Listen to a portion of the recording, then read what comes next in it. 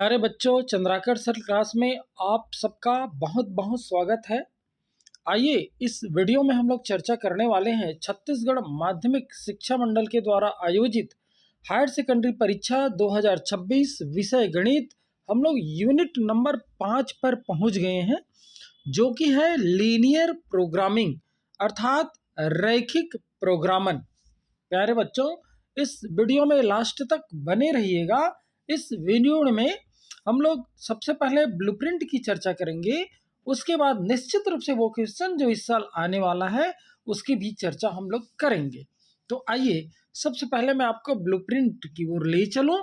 इस यूनिट में कुल 5 अंक के प्रश्न पूछे जाएंगे, जिनमें से एक क्वेश्चन 3 अंक के लिए होगा, अति लघुत्तरी, है ना, या लघुत्तरी उसको बोल सकते हैं। 3 नंबर का है मतलब लघुत्तरी उसको बोल सकते हैं। जबकि एक नंबर जो है वो MCQ का आएगा और एक क्वेश्चन जो है वो 1 वर्ड वाला होगा या बहुत ही छोटा सा होगा, 1 नंबर का। तो आइए हम लोग सीधे सीधे शुरुआत करते हैं 1 नंबर से, जो हो सकता है फिल इन द ब्लैंक में आ जाए या MCQ में आ जाए। इस टाइप के क्वेश्चन अब हम लोग करने वाले हैं, तो लीजिएगा, आने दीजिए।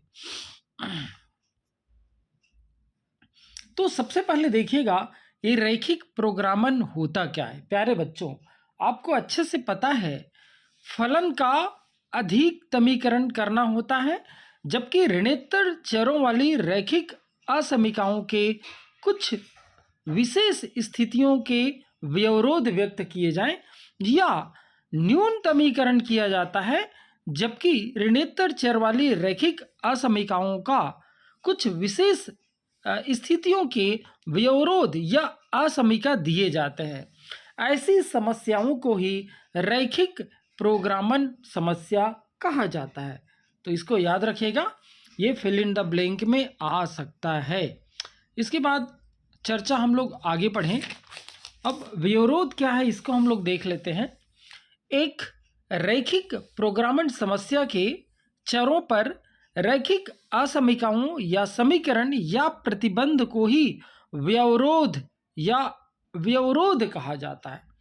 तो ये भी फिल इन द ब्लैंक के लिए बहुत अच्छा सा क्वेश्चन है ना। कैसे आ सकता है? एक रैखिक प्रोग्रामन समस्या के चरों पर रैखिक असमीकाओं या समीकरण या प्रतिबंध खाली स्थान कहलाते हैं। तो आप लोगों को लिखना है व्यवरोध। चलिए अगला आइएगा, इष्टतम सुसंगत समस्याएं क्या है इसको हम लोग देख लें।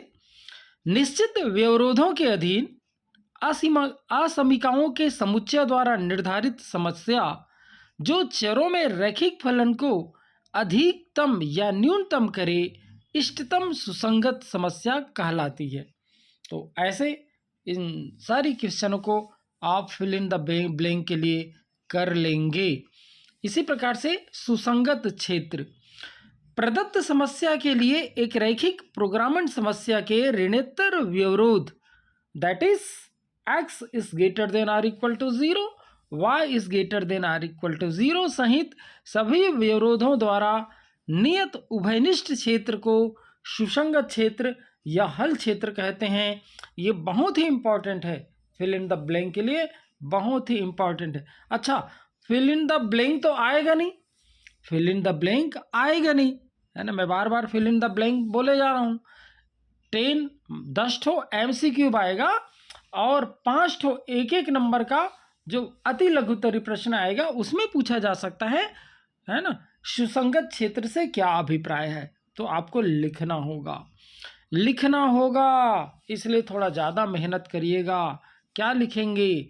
प्रदत्त समस्या मतलब दिए गए समस्या के लिए एक रैखिक प्रोग्रामन समस्या के ऋणोत्तर व्यवरोध सहित सभी व्यवरोधों द्वारा नियत उभयनिष्ठ क्षेत्र को ही सुसंगत क्षेत्र या हल क्षेत्र कहा जाता है। तो थोड़ा मेहनत तो ज़्यादा करना पड़ेगा। फिल इन द ब्लैंक आता तो सीधा सीधा लिख देते, आएगा नहीं, इसलिए आपको इसको डिफाइंड ही करना होगा। चलिए, सुसंगत हल समूह सुसंगत क्षेत्र के अंतःभाग तथा सीमा के सभी बिंदु व्यवरोधों के सुसंगत हल कहलाते हैं। अच्छा, सुसंगत हल समूह से आप क्या समझते हैं? क्या लिखेंगे? सुसंगत क्षेत्र के अंतःभाग तथा सीमा के सभी बिंदु विरोधों के सुसंगत हल कहलाते हैं। चलिएगा, अच्छी बात है। चलिए आगे क्या है? इष्टतम या सुसंगत हल, ये क्या होता है देख लेते हैं। सुसंगत क्षेत्र में कोई बिंदु जो उद्देश्य फलन का इष्टतम मान दे दे एक इष्टतम हल कहलाता है। कुल मिला के सुसंगत क्षेत्र का ये क्या है? एक बिंदु है जो उद्देश्य फलन का इष्टतम मान दे दे, तो इसे ही एक इष्टतम हल हम लोग कहते हैं। बहुत अच्छी चीज है, इष्टतम हल कहते हैं किसको? एक बिंदु को। कैसे बिंदु को? जो उद्देश्य फलन का इष्टतम मान दे दे। इष्टतम मान दैट इज अधिकतम या न्यूनतम मान दे दे कोई बिंदु, तो उस बिंदु को ही इष्टतम या अनुकूल हल कहते हैं। अच्छी बात है। तो यहाँ पर थोड़ा सा वर्क ज़्यादा करना पड़ेगा और आपको करना ही है। चलिएगा आगे देखते हैं। एक आलेख निम्न रैखिक प्रोग्रामन समस्या को हल कीजिए। निम्न विरोधों के अंतर्गत इसको आपको हल करना है। ये क्वेश्चन है, देख लीजिएगा। चार असमीका दिया है, देख लीजिए। ये एक असमीका x + y ≤ 50। दूसरा असमीका 3x + y ≤ 90 and x > 0 and y > 0। ये चार असमीका दिया है प्यारे बच्चों, जिसमें से ये जो लास्ट का x > 0 या y > 0, इसका तात्पर्य ये है कि हमारा हल क्षेत्र प्रथम चतुर्थांश होगा। इस दोनों का कुछ नहीं करना है।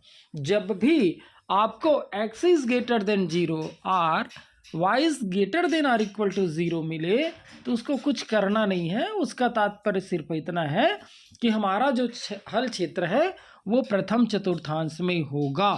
केवल आपको पहले और दूसरे असमीका को पहले समीकरण बनाना है और समीकरण बनाने के बाद वो रैखिक समीकरण हो जाएगा। उसका रेखा खींचना है, उसका रेखा आपको खींचना है। जैसे देखिए ये बना के दिया हुआ है। चलिए बना के दिया हुआ है, मैं आपको हल किया वाला लेके बताता हूँ। ये देखिए, ये यही क्वेश्चन है ना, देख लीजिए। ये x + y > 50, 3x + y less than है ना, x + y ≤ 50 and 3x + y ≤ 90 and x > 0 and y > 0। तो आखिरी के दो से तो कोई मतलब नहीं है। तो देखिए x + y ≤ को देखो, ये समीकरण बना दिया गया है। ये दिख रहा है ना, समीकरण नंबर 1। अब यहाँ पर x का मान 0। अब इस रेखा पर हमको दो बिंदु, देखो किसी भी रैखिक समीकरण से रेखा खींचने के लिए आपको दो बिंदु चाहिए। तो एक बार x को 0 कर दो, y का मान 50 आएगा, तो एक बिंदु हो जाएगा 0, 50। और एक बार में y को 0 कर दो तो x का मान आ जाएगा, तो यहाँ पर आया है 50, 0। प्यारे बच्चों, इस प्रकार से इस रेखा में असमीका को जो हमने रेखा बनाया उसमें दो बिंदु हमें मिल गया। दोनों बिंदु से हम एक रेखा खींच सकते हैं। ये देखिएगा, ये आपको रेखा दिखाई दे रहा है ना। ये देखो, ये x + y = 50 का ये रेखा दिखाई दे रहा है ना। एक 50, 0 है और एक 0, 50 है। एक रेखा मिल गया। वैसे ही दूसरा असमीका क्या है? 3x + y ≤ 90। इसको समीकरण में पहले बदल लीजिए, देख लीजिए बदला गया है। फिर x को 0 करके y का मान निकाल लीजिए, तो एक बिंदु हो गया 0, 90। y को 0 कर दो, x का मान निकाल लीजिए, एक और बिंदु हो गया 30, 0। फिर इन दोनों बिंदुओं से फिर एक रेखा खींचा गया, देख लीजिए ये वाला रेखा खींचा गया, ये 3x + y = 90। अब इन दोनों रेखाओं के लिए हम लोग ये जानने का प्रयास करेंगे कि हल क्षेत्र किधर है। तो सबसे पहले हम लोग पहली रेखा के लिए देखते हैं कि वो मूल बिंदु से संतुष्ट होता है या नहीं होता है। चलिए कहाँ देखें? ये देखिए असमीका 1 से। यदि पहले रेखा का हल क्षेत्र मूल बिंदु की ओर होगा तो उसको सेटिस्फाई करेगा। तो देख लो क्या आता है, शून्य छोटा या बराबर है 50 का। तो निश्चित रूप से ये सही बात है, ये कथन सत्य है। अतः असमीका एक का जो हल क्षेत्र है वो मूल बिंदु की ओर होगा। और देखो मूल बिंदु की ओर हमने दो रेखा खींच दिया गया है, ये देख रहे हैं आप लोग, ये एक लाइन आई है मूल बिंदु की ओर, इसमें भी लाइन आई है मूल बिंदु की ओर। तो ये जो x plus y equal to 50 है उसका हल क्षेत्र किधर रहेगा, मूल बिंदु की ओर रहेगा।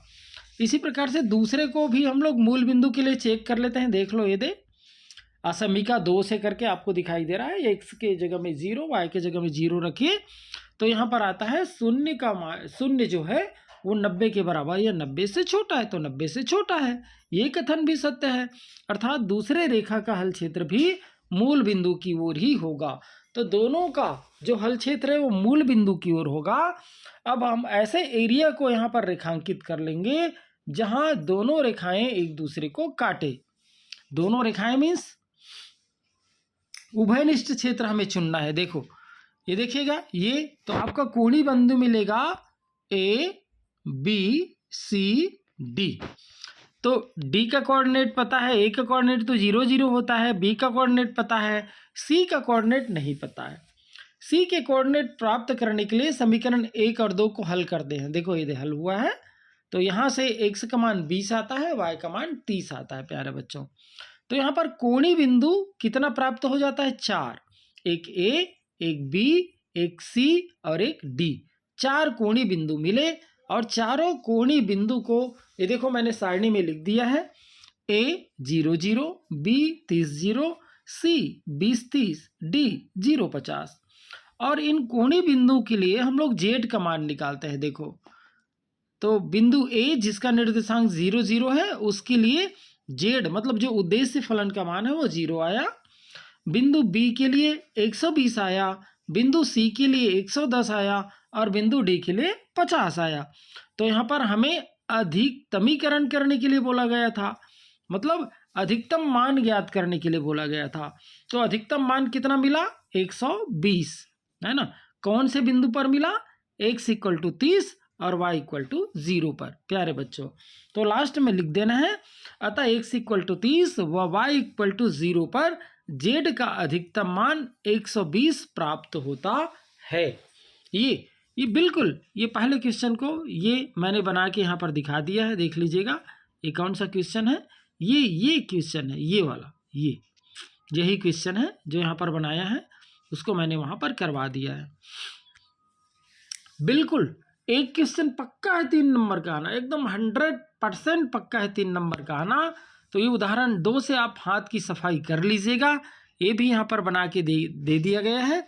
तो यहाँ पर टोटल कितने असमीका है, आपको 3 दिखाई दे रहा है लेकिन टोटल ये 4 है।